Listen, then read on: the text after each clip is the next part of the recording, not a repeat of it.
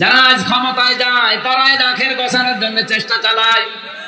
কাজ কিন্তু এই 15-16 বছরে কম হয়নি, বহু কাজ হয়েছে। আমরা দেখতে পাচ্ছি বড় বড় প্রকল্পের মাধ্যমে রাস্তাঘাট, ব্রিজ, কালভার্ট বহু উন্নত হয়েছে, কিন্তু ক্ষতিও হয়েছে কিছু মানুষের চরিত্রের কারণে।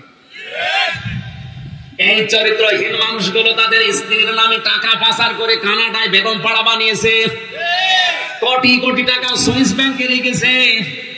এদেশের অনেক নেতা এখনো বাইরের দেশে জেলখানায় শুধু টাকা পাচার করার কারণে। আমাদের দায়িত্বে যারা আছেন, প্রধানমন্ত্রী সহ, তাদেরকে আমরা বলবো এই টাকাগুলো যারা পাচার করেছে এদের টাকাগুলো ফেরত নিয়ে এসে দেশে কাজে লাগান। আর যদি না হয় তাদের এই দেশের সম্পদ যা আছে সব সরকারি ভাবে বাজেয়াপ্ত করে নেন। শয়তানি কাজ করলো কেন? ওর কারণে তো দেশটা আরো পিছিয়ে যাচ্ছে। এখানে যাকাত ভিত্তিক অর্থনীতি যদি কায়েম না হয়, সুদ ভিত্তিক অর্থনীতি কায়েম থাকলে দেশের মানুষ গরিব আরো গরিব হয়, ধনী আরো ধনী হয়। সালমান এফ রহমান উঠতে উঠতে কোথায় উঠে গেছে, বসুন্ধরা উঠতে উঠতে কোথায় উঠে গেছে, আর এই গ্রামের রিক্সা চালক নামতে নামতে এখন মাথার উপরে একটা কুড়ি ধরবে। এটা হয়েছে একটাই মাত্র কারণ, যাকাত নেই। এখানে আহ্বান জানাবো সরকারে যারাই বসেছেন, আল্লাহর নির্দেশ, সরকারে বসার পরে আপনার দায়িত্ব নামাজের বিল কায়েম করা, যাকাত ভিত্তিক অর্থনীতি কায়েম করা। আপনি যদি হজ করে আসেন আপনার ঈমান ভেঙে গেছে। আর ভাঙা ঈমান নিয়ে আপনি, ভাঙা ওযু দিয়ে যেমন নামাজ হয় না, ভাঙা ঈমান নিয়ে জান্নাতে যাওয়া আরো জোরে। আপনাকে তো আমি বাঁচার জন্য বললাম, আপনি গুনাহ করেছেন, সগীরা কবিরা করেছেন, করেন, কিন্তু যদি তাওবা করে মারা যেতে পারেন আপনি জান্নাতে যাবেন। যদি জাহান্নামে যান হয়তো একদিন না একদিন আল্লাহ আপনাকে বের করে দেবে।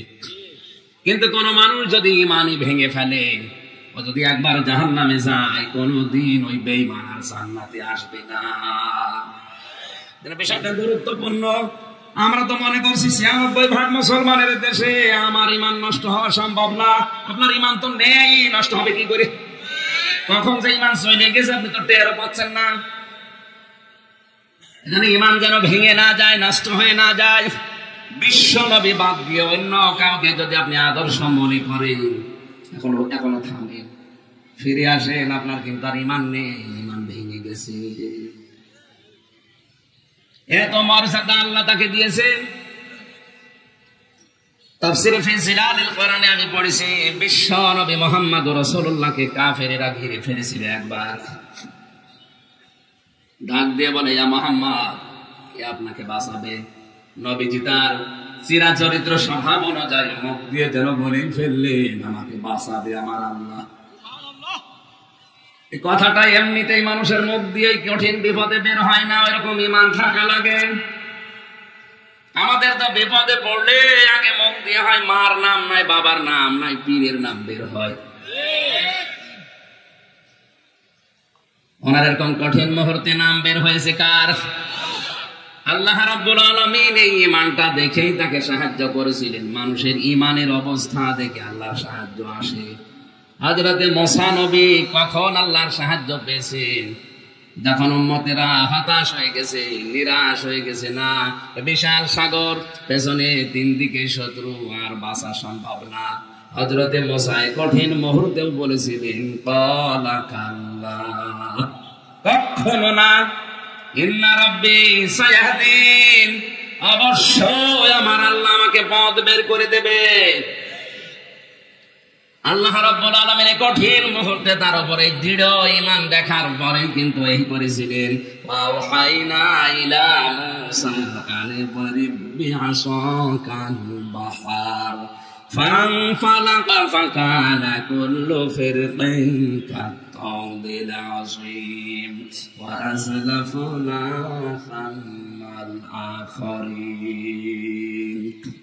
আল্লাহ পাক বলেন, আমি মুসার উপর ওই সময় ওহী করেছি যখন একেবারে চূড়ান্ত পর্যায়ে তার ঈমান পৌঁছিয়েছে। সাধারণ মানুষের ঈমান যেখানে শেষ হয়ে যায়, নবীদের ঈমান সেখানে শুরু হয়। কথা বুঝতেছেন? সাধারণ মানুষের ঈমান যেখানে শেষ হয়, নবীদের ঈমান সেখানে আরো জোরে। এই জন্য আয়াত অনুযায়ী বিশ্বনবী মুহাম্মদ রাসূলুল্লাহ পৃথিবীতে এই যে সত্যের মাপকাঠি নিয়ে আজ গন্ডগোল চলছে দেশে, কোরআনে কারিমের আয়াত, নবীজির হাদিস বিশ্লেষণ গবেষণা যারা করে তারা ফতোয়া দিয়েছেন এই দুনিয়াতে একমাত্র সত্যের মাপকাঠি মুহাম্মদ রাসূলুল্লাহ সাল্লাল্লাহু আলাইহি ওয়াসাল্লাম। কারণ উসওয়াতুন হাসানা এই শব্দটা পৃথিবীর আগে পরে আর কারো পাবেন না, এটা নবীজির নামের আগে পরে আছে। উসওয়াতুন হাসানা বলা হয় এমন একটা পাথরকে, কষ্টি পাথর, এই যে এটা যাই হোক এটা সোনা কিনা স্বর্ণ কিনা এটা পরীক্ষা করার জন্য এই যে কষ্টি পাথর লাগে, নবীজি ওইটা ছিলেন। কথা বুঝতেছেন? আর নবীজির কাছে এসে তারা ধরা দিয়েছে, ঈমান এবং আমলে যারা উত্তীর্ণ হয়েছে তারা ছিল সাহাবায়ে কেরাম, তারা ছিল ওই খাঁটি স্বর্ণ। সূরা নিসার 59 নাম্বার আয়াতটা আপনাদেরকে তাফসীর সহ পড়ার জন্য আহ্বান জানাচ্ছি। এই যে দ্বন্দ্ব চলছে আজ আলেমদের ভেতরে, যে সমস্যাটা দেখা দিয়েছে, একে অন্যের পেছনে যেভাবে নেকেট ভাবে কথা বলছে, যারা কথা বলছেন তাদেরকে আমি সাবধান করছি, আপনি থামেন। আপনাকে আপনার ওস্তাদ বরদোয়া দিয়েছে, আপনার ওস্তাদ অপেন ভাবে মাহফিলে জানিয়েছে ওটা একটা বেয়াদব, ও যতক্ষণ আমার পা ধরে ক্ষমা না চাবে ওর কোনো ক্ষমা নেই। ও সারাদিন মোবাইল নিয়ে বসে থাকে, কে কোন জায়গায় কি বলে শুধু ফাঁক ফকড় খুঁজে ভাইরাল বিষয়গুলো নিয়ে মানুষের কাছে কথা বলে নিজে ভাইরাল হওয়ার চেষ্টা করে। একটা আমার নিজের কথা না, তার উস্তাদের মুখের কথা। এই কথা বলছে না, তার উস্তাদ নিজে ওপেন জানিয়েছে যেটা একটা বেয়াদব, ওর এলেম কালাম নেই, ও শুধু মানুষের ভুল ধরার জন্য, ভাইরাল হওয়ার জন্য এই কাজ করে বেড়ায়। ও যে জেলে গিয়েছে ওইটা ওর লোক দেখানো। মামলার প্রথম আসামি হয়ে যদি 8-9 মাসে তুই বের হতে পারিস, আর আমরা মামলার 7 নাম্বার আসামি 3 বছর জেলে থাকা লাগে, কোন কারণে মানুষ বসে না? তাফসীর মাহফিলে, ওয়াজ মাহফিলে এসে কোরআনের তাফসীর করলে তো হাফ সেকেন্ড সময় বের হয় না, কি করব? আরো শুরু করে কে কোন জায়গায় কি করেছে ওইটা নিয়ে আপনার দরকার কি? এখানে আলেম সহ যারা শিক্ষিত মানুষ আছেন, আমি জানি আপনারা বাংলা শিক্ষিত, অসুবিধা নেই, কোরআন শরীফ বাংলায় পড়েন, দেখবেন এখানে তাফসীর যত পাওয়া যায় যে আতিউ এই শব্দটা, ইয়া আইয়ুহাল্লাযীনা আমানু আতিউল্লাহা ওয়া আতিউর রাসূলা ওয়া উলিল আমরি মিনকুম। আয়াতের দিকে ভালো করে তাকালে দেখবেন আতিউ এটা ফেল, এটা ভার্ব, এটা ক্রিয়া।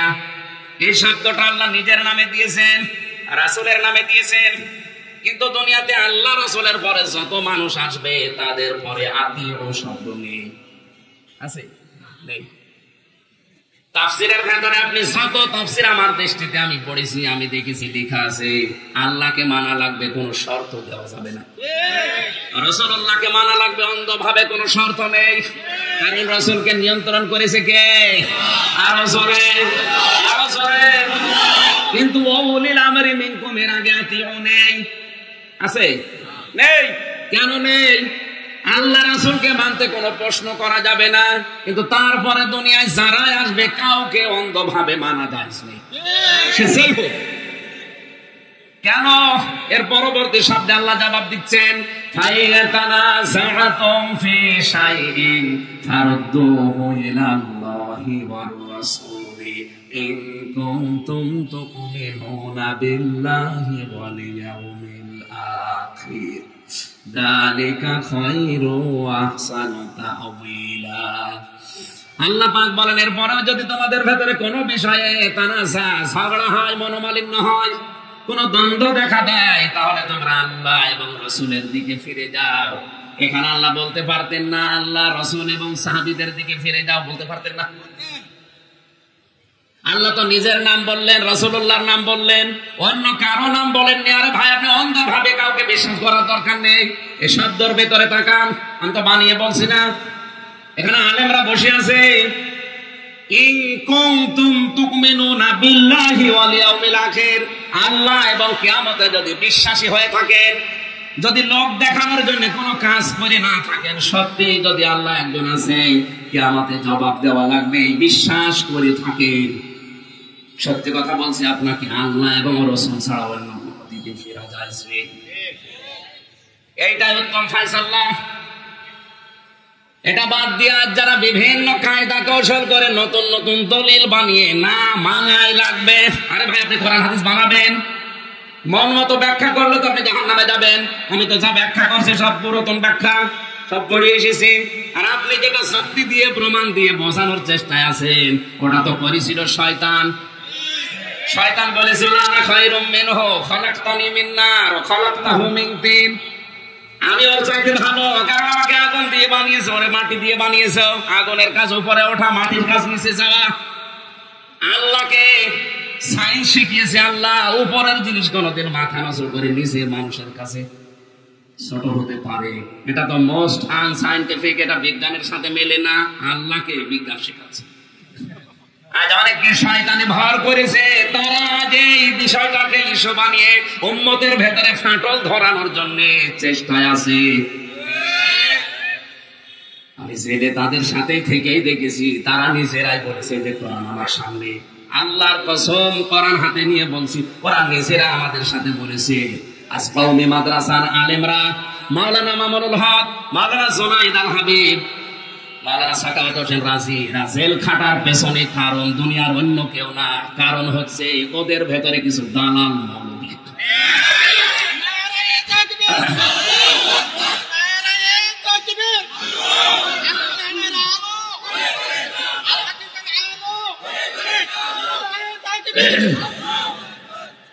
এই দালাল গুলো এখন এটা শুনবে আর আমার পেছনে লাগবে, আমাদের গমর সব ফাঁক করে দিল। আরে ভাই, আমি তো নিজের কানে শুনে এসেছি। জালেমগুলোর সাথে ছিলাম, প্রত্যেকের ধারণা এই যে আপনারা দালালি করছেন, পাঁচাটা গোলাম হয়ে বসে আছেন বাতিলের, খালি পেছন দরজা দিয়ে ফতোয়াবাজি করেন, পেছনে টাকা পয়সা খেয়ে খেয়ে। এই কারণে আলেমরা ছেলে, বাংলাদেশে কোন কারণে আলেমরা ছেলে থাকবে বলেন? আমি কি বাংলাদেশের কোন জায়গায় ভোটে দাঁড়াই? আমি 3 বছর ছেলে কোন কারণে বলেন? আপনার মতো কিছু মানুষ খালি পেছন দিয়ে খোঁচা দেয়, যে ইসলামের বিরুদ্ধে কথা বলে। আরে শয়তান! সাহাবীদের ওনারা ভালোবাসে না, যত ভালোবাসা সব তোমার ভেতরে। সাহাবীদের ভালোবাসা, নবীজির ভালোবাসা তোমার চাইতে আমার কম নেই।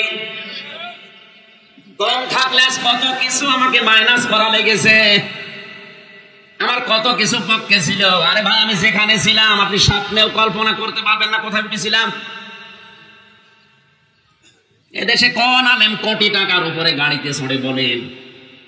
আমার দৃষ্টিতে তো আমি পাই না, আমার ওই জায়গায় তুলেছিলেন।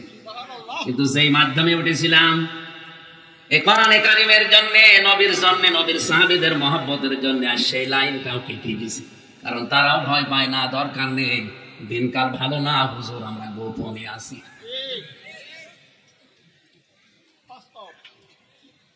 আমি তো এক বেলা খেতেও পান না।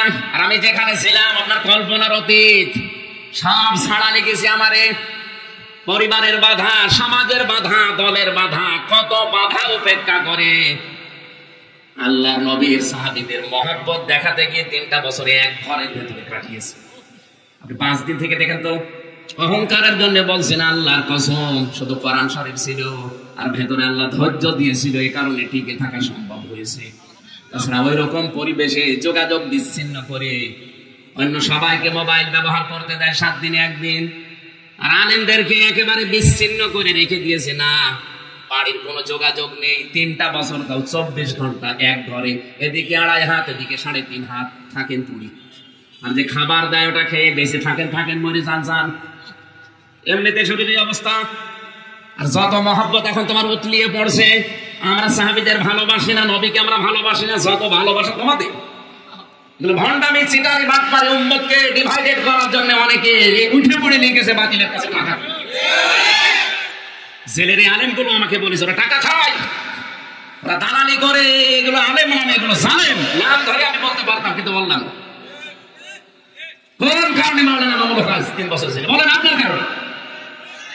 আপনার মতো কিছু দালাল মৌলবী উল্টা পাল্টা ফতোয়া দিয়ে, পেছন দরজা দিয়ে শুধু 5 আটে। সরকারের অত দায় পড়ে দেয়নি যে আলেমদেরকে 3 বছর 5 বছর জেলে রেখে দেওয়া লাগবে, কোনো দায় পড়েনি। আপনার মতো দালাল মৌলবীর কারণে আজ হাজারো আলেম এখনো পর্যন্ত জেল খাটছে।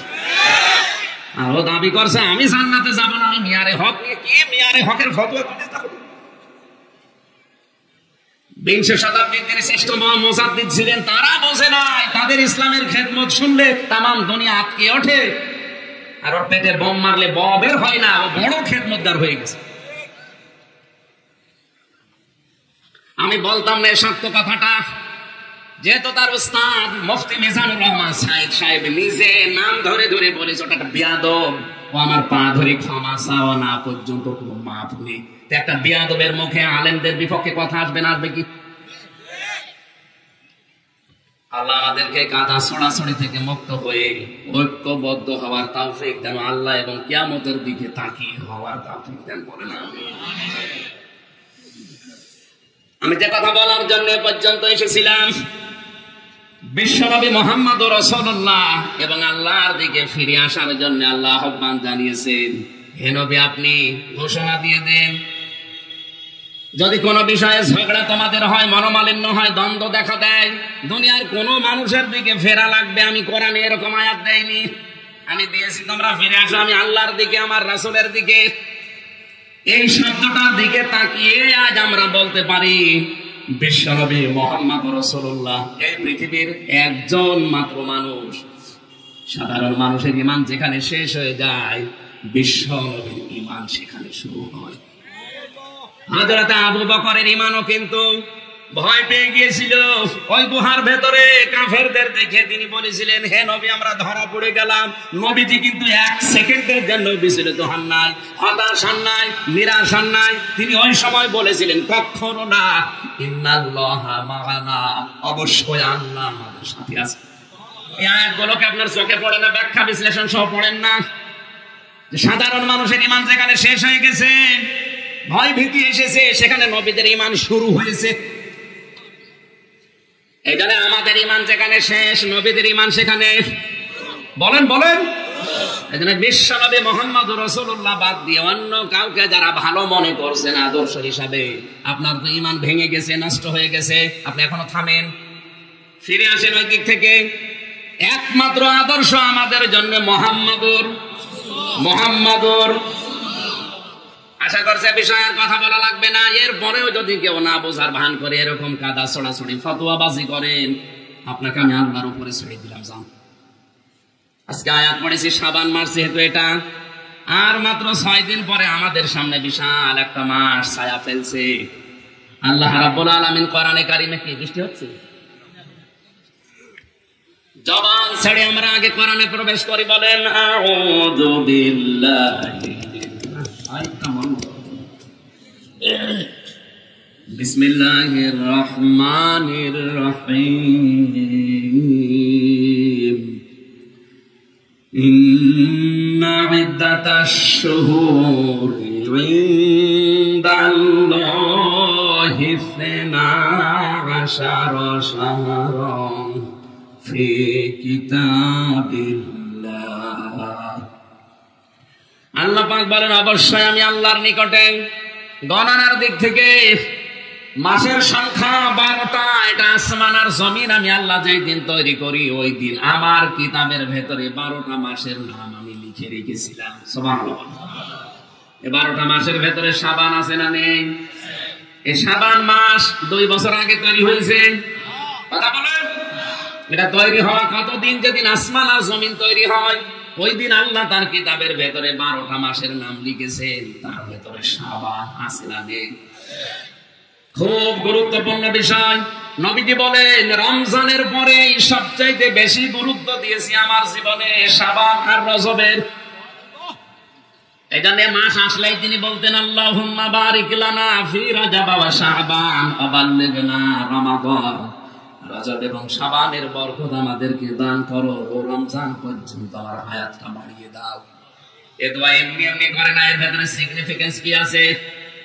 বিশ্বনবী কেন রজব এবং শাবানের বরকত চাইলেন? এ মাসে যদি আপনি বরকত পেতে চান, নবীজি যেভাবে বরকত পেয়েছিলেন, তিনি রোজা রাখতেন বেশি বেশি। তার মানে হাদিস দ্বারা বোঝা যায় রোজা রাখার দ্বারা আল্লাহর বরকত পাওয়া যায়। অনেকে আছে এই শাবান মাসে রোজা রাখার খবর নেই, ও হালুয়া রুটি নিয়ে ব্যস্ত। শাবান মাসের প্রায় 27টা শিক্ষা আছে। কয়টা? একটা শিক্ষা ওর জীবনে পাওয়া যায় না। বছরে বছরে শাবান আসে চলে যায়, আপনি কি নেন? আল্লাহ বলেন, মিনহা আরবাআতুন হুরুম, এর ভেতরে 4টা মাস পবিত্র। তাফসীরে ইবনে কাসিরে মুফাসসির লিখেছেন এটা হতে পারে মুহররম, জিলকাদ, জিলহজ। আর কোন কোন বর্ণনায় 3টা মাসের ভেতরে যে কোনো এক মাস ধরেছে, সেটা রজব, সেটা শাবান অথবা রমজান।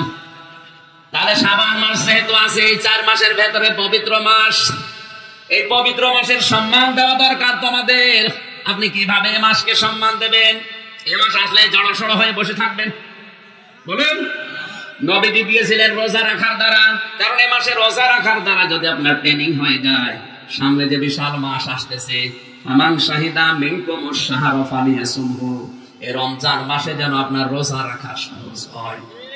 আল্লাহ জানিয়েছেন তোমাদের ভেতরে কেউ রমজান পেলে সে যেন অবশ্যই রোজা রাখে। এই নির্দেশ কার?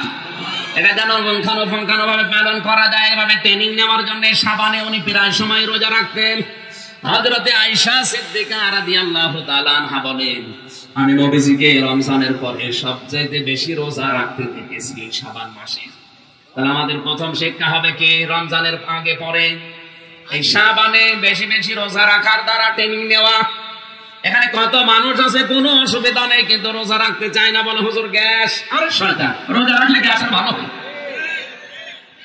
আপনি যদি কঠিন পরিশ্রমের কোনো কাজ না করেন, আশা করছে আপনি রোজা রাখবেন। আমি তো জেলখানায় অধিকাংশ দিন ওখানে যারা আলেম আছে রোজা রাখে, ওরা তো অসুস্থ হয় না। আর জেলখানায় তো কোনো চিকিৎসাও নেই সেরকম।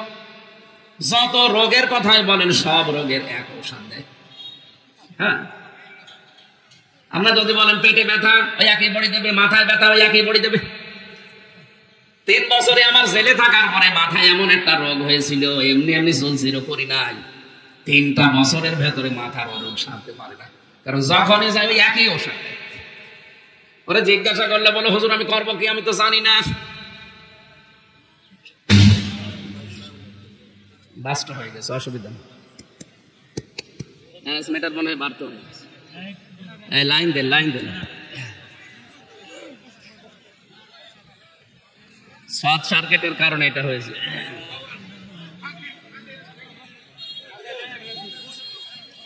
আল্লাহুম্মা সাল্লি আলা সাইয়্যিদিনা মাওলানা মুহাম্মদ ওয়া আলা আলি সাইয়্যিদিনা মাওলানা। কষ্ট হচ্ছে আপনাদের? ওঠাওটি করে কারা এরা? বসেন না, মুরব্বী কিছু মানুষ আসছে। যুবক বসুন। 1-1.5 ঘন্টা যদি বসে থাকতে না পারে তো বিয়ে দিলে বল টেকবে? আমি আর নিচে নামলাম। এরপরে যদি কোনো যুবক মানুষ ওঠেন, এমন কথা বলবো জীবনে আর বিয়ে হবে না। কারণ এখানে হাজারো মেয়ের বাপ বসে আছে, আপনারা চিনে রাখছে না ভাই? 1-1.5 ঘন্টা আপনি বসতে পারেন না, আপনার বউ বড় কি প্যান করবে না? করবে কি? অবশ্য ঠিক, মানে এলাকার মানে এগুলো চলছে।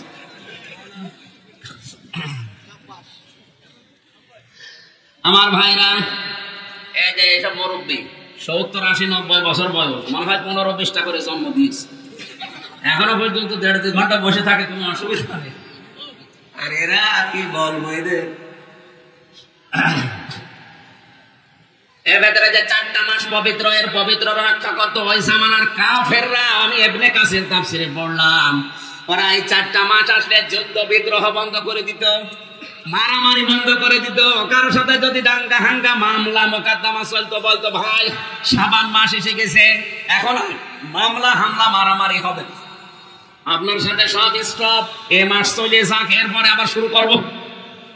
আরে ভাই, কাফেররা যদি এই কথা বলতে পারে যে শাবান মাস এটা পবিত্র মাস, এ মাসে মারামারি দটান দিচ্ছেন আপনি, আশিক রাসূল দাবি করে বসে আছেন কোন কারণে? এটাই তো আশিক রাসূলের নমুনা। কাফেররা যদি এ মাসকে সম্মান দিয়ে তারা মারামারি দাঙ্গা হাঙ্গা আসে, মাসের পরে মাস গন্ডগোল চলছে, সেটা এ মাস আসলে বন্ধ করে দিত, বলতে বাদ দেন, পরে আবার শুরু করবো আপনাকে। আর আমরা এই মাসে এখনো মনোমালিন্য বন্ধ করি না। এই মাসে আসার পরে আরো আলেমদের কাদা ছোড়াছুড়ি বেরিয়েছে, জালেমে জালেমে দোস্তি হয়ে যাচ্ছে, আর আলেমে আলেমে এখন শত্রুতা বাড়ছে। যে আলেমরা এই মাসে এসে আরো আলেমে আলেমে দ্বন্দ্ব লাগিয়েছে, এগুলো আলেম নামে কলঙ্ক, এগুলো জালেম। কারণ কাফেররাও এই মাসকে সম্মান দিয়েছে মারামারি বন্ধ করে, গন্ডগোল মনোমালিন্য বন্ধ করে, আর এরা এই মাসে আরো উস্কে দিচ্ছে। আপনি থামেন, এই মাসটা চলে যান, এরপর আবার শুরু। এ মাসের সম্মান দেওয়ার জন্য আহ্বান জানাচ্ছি। যাদের টাকা পয়সা আছে, আপনাকে আমি দান করতে বলছি না, আপনার দান করারও দরকার নেই। এই মাসের সম্মানে টাকা যদি ব্যাংকে পড়ে থাকে, টাকাগুলো তুলে আপনি একটা কর্মসংস্থান তৈরি করেন, ওয়ার্কশপ তৈরি করেন। এই এলাকায় যেহেতু হাওড়া এলাকা না, এখানে যেই কর্মজীবন চলে ওই রকম কর্মসংস্থান 20 জন মানুষকে তৈরি করে দিন। আপনি শুধু মনে করেন নামাজ পড়া, রোজা করা, কালো বোরকা পরা আর আমি আল্লাহ আল্লাহ করছি, এটাই ভালো কাজ। কে বলেছে আপনাকে? কুনতুম খায়রা উম্মাতিন উখরিজাত লিন-নাস, তোমরা শ্রেষ্ঠ জাতি, মানুষের কল্যাণের জন্য তোমাদেরকে আমি আল্লাহ বের করেছি।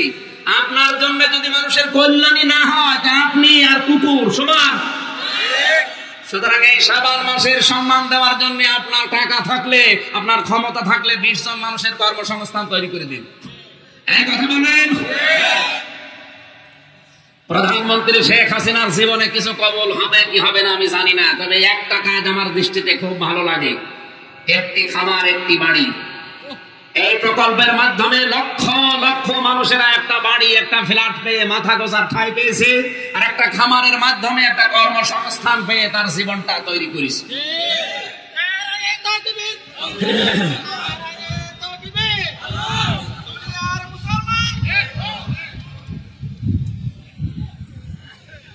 কি বৃষ্টি হচ্ছে? ও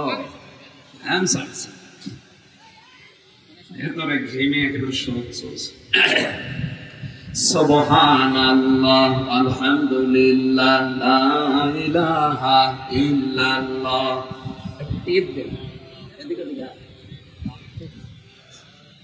লা ইলাহা ইল্লাল্লাহ সুবহানাল্লাহ আলহামদুলিল্লাহ। আমাদের প্রভু এক, নবীর উম্মত, জীবন বিধানে ওই শিবানী তোমরা। তবে কেন এখন হে মুসলমান, এক করে আহ্বান। আমার ভাইরে, মাসের সম্মান দেওয়ার জন্য যতগুলো কথা তাফসীরের ভাষা আমি পড়েছি, আয়াতটা শেষ করার জন্য তাড়াতাড়ি করছি। কারণ যাওয়ার পরে সেই এক না কোথায় সেখানে যাওয়ার উঠা লাগবে। যালিকাদ দীনুল কাইয়্যিম, আল্লাহ বলেন এটাই সুদৃঢ়, স্পষ্ট এবং নির্ভেজাল দিন, এটাই প্রতিষ্ঠিত ধর্ম। এই পৃথিবীতে এখন প্রায় 4500-এর উপরে ধর্ম আছে। আল্লাহর কাছে একমাত্র মনোনীত ধর্মের নাম ইসলাম। আমরা যারা এখানে আছি, অন্য দুনিয়ায় কিছু যদি না পাই, ইসলাম পেয়েছি, এইটা আমাদের সৌভাগ্য। যদি আমরা টিকে থাকতে পারি দেশায় সোহাগা। ফালা তাসলিমু ফিহিন্না আনফুসাকুম, সাবধান, তোমরা নিজেদের উপরে জুলুম করো না এই মাসকে অসম্মান করার কারণে। যেহেতু আল্লাহর এটা পবিত্র মাস, আপনার অন্তরে যদি তাকওয়া থাকে, অবশ্যই এই মাসকে আপনি সম্মান জানাবেন এইভাবে রোজা রাখার দ্বারা, মানুষের কর্মসংস্থান তৈরি করার দ্বারা, মানুষের উপকারের দ্বারা। যার যতটুকু সামর্থ্য আছে ওই জায়গা থেকে যদি আজ আমরা দাঁড়িয়ে যেতাম, আমার মনে হয় বাংলাদেশ অনেক দিন আগে সোনার বাংলা হয়ে যেত। এদেশের অভাব শুধু মানুষের চরিত্রের। যারা আজ ক্ষমতায় যায় তারাই আখের গোছানোর জন্য চেষ্টা চালায়। কাজ কিন্তু 15-16 বছরে কম হয়নি, বহু কাজ হয়েছে। আমরা দেখতে পাচ্ছি বড় বড় প্রকল্পের মাধ্যমে রাস্তাঘাট, ব্রিজ কালভার্ট বহু উন্নত হয়েছে, কিন্তু ক্ষতিও হয়েছে কিছু মানুষের চরিত্রের কারণে। এই চরিত্রহীন মানুষগুলো তাদের স্ত্রীর নামে টাকা পাচার করে কানাডায় বেগম পাড়া বানিয়েছে, কোটি কোটি টাকা সুইস ব্যাংকে রেখেছে। এদেশের অনেক নেতা এখনো বাইরের দেশে জেলখানায় শুধু টাকা পাচার করার কারণে। আমাদের দায়িত্বে যারা আছেন, প্রধানমন্ত্রী সহ, তাদেরকে আমরা বলবো এই টাকাগুলো যারা পাচার করেছে এদের টাকাগুলো ফেরত নিয়ে এসে দেশে কাজে লাগান। আর যদি না হয়, তাদের এই দেশের সম্পদ যা আছে সব সরকারি ভাবে বাজেয়াপ্ত করে নেন। শয়তানি কাজ করলো কেন? ওর কারণে তো দেশটা আরো পিছিয়ে যাচ্ছে। এখানে যাকাত ভিত্তিক অর্থনীতি যদি কায়েম না হয়, সুদ ভিত্তিক অর্থনীতি কায়েম থাকলে দেশের মানুষ গরিব আরো গরিব হয়, ধনী আরো ধনী হয়। সালমান এফ রহমান উঠতে উঠতে কোথায় উঠে গেছে, বসুন্ধরা উঠতে উঠতে কোথায় উঠে গেছে, আর এই গ্রামের রিক্সা চালক নামতে নামতে এখন মাথার উপরে একটা কুড়ি ধরবে। এটা হয়েছে একটাই মাত্র কারণ, যাকাত নেই। এখানে আহ্বান জানাবো, সরকারে যারাই বসেছেন, আল্লাহর নির্দেশ, সরকারে বসার পরে আপনার দায়িত্ব নামাজের বিল কায়েম করা, যাকাত ভিত্তিক অর্থনীতি কায়েম করা। সূরা হজের 41 নম্বর আয়াতে আছে না, আমি বানালাম, আমি পরামর্শ দিলাম কোরআনের আয়াত দ্বারা, যারা দায়িত্বে আছেন যদি মেনে নেন এ দেশটা জান্নাত হবে, আর যদি মানতে না পারেন, ব্যর্থ হন, যতই নতুন নতুন নিয়ম নীতি বানান, আধুনিক হওয়ার চেষ্টা করেন, জীবনও আধুনিক হতে পারবেন না। এই শরীফ থেকে শরীফার গল্প দিয়েছেন আপনি আধুনিক হওয়ার জন্য, কে বলেছে আধুনিক হবে? দেশে আরো জারজ ঘুরে যাবে। সকালবেলা একজন শরীফ, বিকালে বলছে আমি শরীফা, ওর সাথে দাবি করে শেষ করবে, তখন আওয়াজ তুলবে যে আমি যেহেতু শরীফা, আমারে আপনি এবার মহিলা হোস্টেলে সিট দেন, যদি সিট না দেন আপনার বিরুদ্ধে আবার মামলা হবে। আপনি ভাবেন তো, যদি শরীফা হয়ে মহিলা হোস্টেলে সিট নেয়, ওখানে আপনার বোন আছে, আপনার মেয়ে আছে, আপনার ফুফু আছে, একটা হচ্ছে না কেন? যত শরীফা দাবি করুক, মাল কি শরীফ, মাল কি ওখানে থাকলে ঠিক থাকবে? একজন প্রশ্ন করছে, হুজুর যুবক যুবতী এক বিছানায় ঘুমানো জায়েজ আছে? জায়েজ আছে, কিন্তু ঘুমাবে ওরা, ও বেটা শরীফ, ও একটা হারামি, ও শরীফ থেকে শরীফা হয়ে ঘুমাবে আপনার বোনের কাছে, আপনার মেয়ের কাছে। কি হবে শেষে? জারোর সন্তান আপনার মেয়ে পেটে নিয়ে ঘুরবে, আপনার বোন জারোর সন্তান নিয়ে ঘুরবে। আধুনিক হওয়ার চাইতে এরকম আধুনিক না হওয়াই ভালো।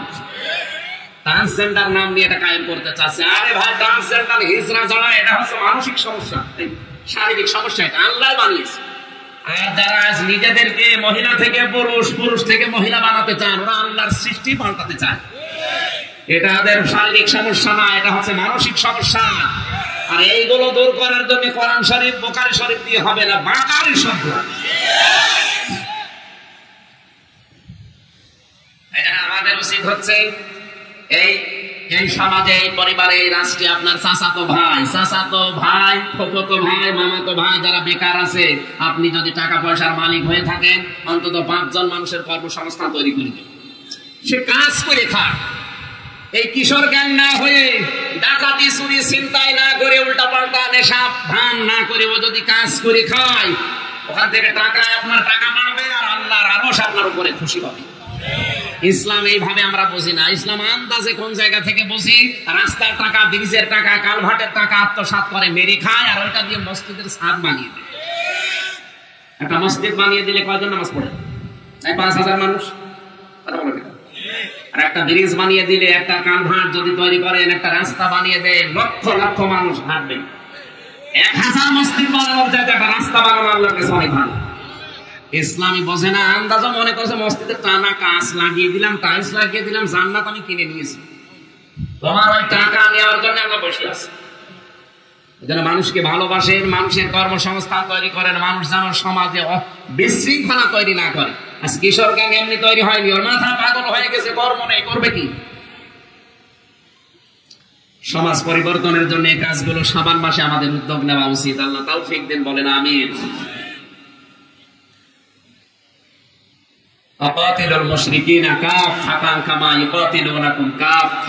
তোমরা মুশরিকদের বিরুদ্ধে লড়াই করো, সংগ্রাম করো, তাদের হত্যা করো, যেভাবে তোমাদেরকে তারা হত্যা করছে সর্বাত্মক ভাবে। আজ ফিলিস্তিনের দিকে তাকান, মনে করছি ইহুদিরা না, এই দুনিয়ায় শুধু মুসলমান বাদ দিয়ে যত জাতি আছে, এক কথায় সব মুশরিক।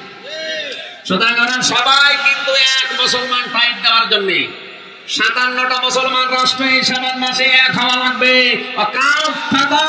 আমরা সর্বাত্মক ভাবে ওদের বিরুদ্ধে যুদ্ধ চালাতে চাই।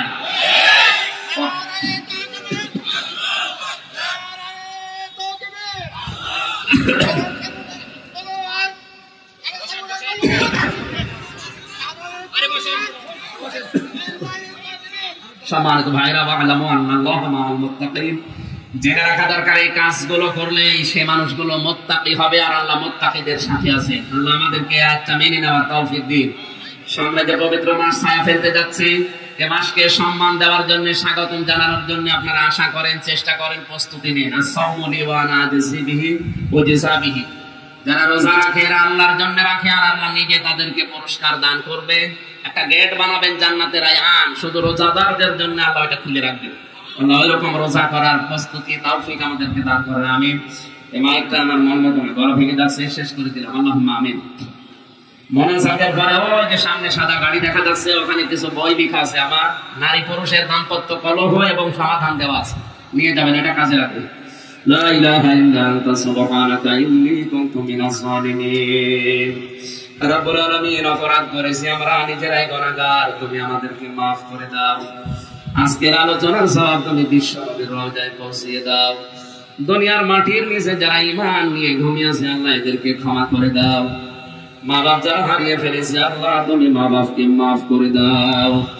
আজকের মাহফিলের সম্মানিত সভাপতি জনাব গিয়াসউদ্দিন আহমেদকে কবুল করো। প্রধান অতিথি আলহাজ আফজাল হোসেনকে মঞ্জুর করো। এখানে সম্মানিত ওসি শাহাদাত হোসেন ভাই দোয়া চেয়েছে, তার মা বাবাকে তুমি মাফ করে দাও। প্রশাসনের যে ভাইগুলো নিজেদের বাবা আত্মীয় স্বজন স্ত্রী পুত্র ছেড়ে বাংলার বিভিন্ন প্রান্তে দায়িত্ব পালন করছে, আল্লাহ প্রশাসনের উপরে তোমার রহমত নাযিল করো। তাদের এই দায়িত্বটা তুমি ইবাদত হিসাবে কবুল করে নাও। মাদ্রাসার উপাধ্যক্ষ বসে আছে, তাকে মঞ্জুর করো। যত আলিম এখানে এসেছে আল্লাহ আলিমদেরকে তুমি মঞ্জুর করে নাও। সম্মানিত মা বোনদেরকে খাদিজার মতো, আসিয়ার মতো বানিয়ে দাও। হাওড়া এলাকার মাটিতে যত মানুষ ঘুমিয়ে আছে এদেরকে তুমি নিজ গুণে মাফ করে দাও। কখন কার মরণ চলে আসে জানি না, সাধারণ ভাবে আমরা মরণ চাই না। আল্লাহুম্মা ইন্নী আসআলুকা শাহাদাতান ফি সাবিলিক, আল্লাহ শাহাদাতের মরণ চাই, মেহেরবানি করে এটা আমাদেরকে তুমি দান করো। আমার কণ্ঠটা তুমি আগের অবস্থায় ফিরিয়ে দাও, শরীরটাকে সুস্থ রাখো, শেফায়ে কামিলা আজরা নসিব করো। রব্বুল আলামিন, মনের ভেতরে যার যে কামনা বাসনা আছে আমাদের জীবনের চাহিদা সেগুলো পূর্ণ করে দাও। সম্মানিত মাস শাবানকে সম্মান দেওয়ার তৌফিক দাও। তোমার নবী যেভাবে সম্মান দিয়েছে এই মাসকে ওইভাবে পালন করার সুযোগ দাও। আলেমদের মতভেদ দূর করে ঐক্যবদ্ধ হওয়ার তৌফিক কামনা করছি আল্লাহ তুমি দান করো। এই অবস্থান দ্বারা জালেমরা আনন্দে হাসতেছে। আলেমদের এই মতভেদের কারণে কাদা ছড়াছড়িতে বেদাতপন্থী যারা, এদেশের যারা নিকৃষ্ট মানুষ রাম আর বাম, তারা হাতি টানে দিচ্ছে। আল্লাহ মেহেরবানি করে তুমি আমাদেরকে সব ভেদাভেদ ধরে ঐক্যবদ্ধ হওয়ার তৌফিক দাও। যখন এই মরণ আসবে যেন পড়তে পারি লা ইলাহা ইল্লাল্লাহু মুহাম্মাদুর রাসূলুল্লাহ।